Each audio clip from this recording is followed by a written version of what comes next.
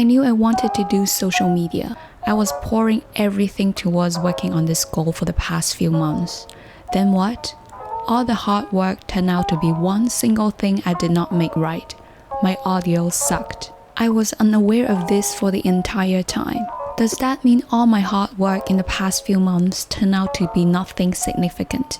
This one single mistake triggered my entire system. Then it made me think that all of my work was not good enough.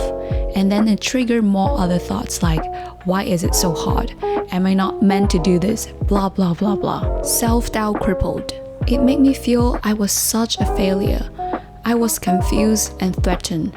Of course, I couldn't internalize the way I reacted in that time being. Even in that time and moment was challenging. And it could make you feel that all circumstances are just so hard. But you know what? Something isn't going your way or how you think it should have been.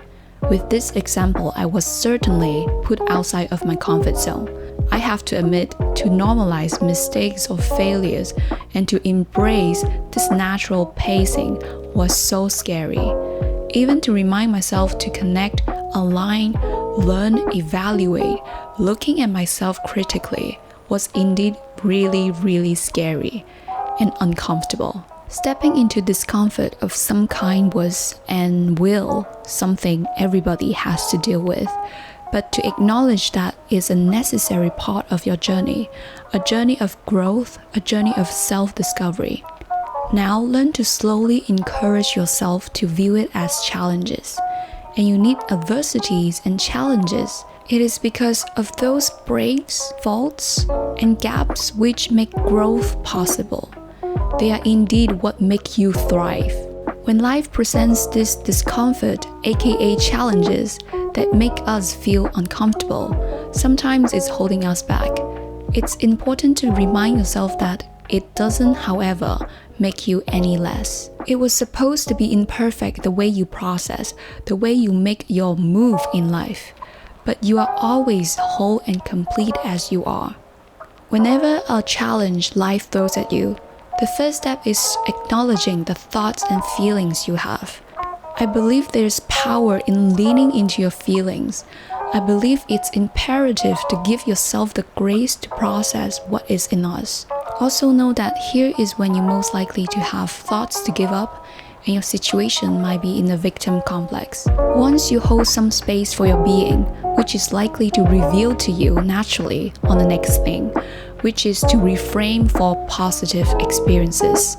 Instead of thoughts of how it could have been or what was lacking, what was sacrificing, what had been the struggles, I know from experience, there will always be self-pity if you look at it in that way.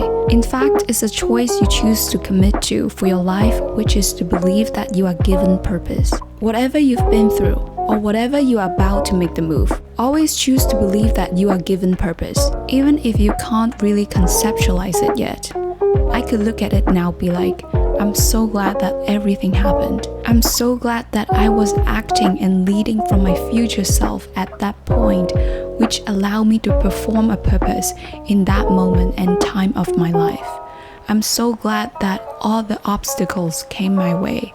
I'm so glad that all the lessons I needed to learn, because it means that I was actually clearing the blocks, leading to a new present purpose that I am about to meet. Yeah, they are the blocks and lessons are exactly supposed to be on the way.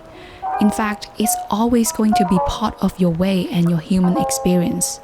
After I went through this mental reframing process, by adding new thoughts and options, it showed me how flexible I can be in this presence. This is where I adjust how I'm going to be different now, making conscious decision to shift my subconscious, to align to the new presence with much greater understanding. And it will show what you are going to do now, which is a greater purpose you are about to leap. And it requires courage if it applies.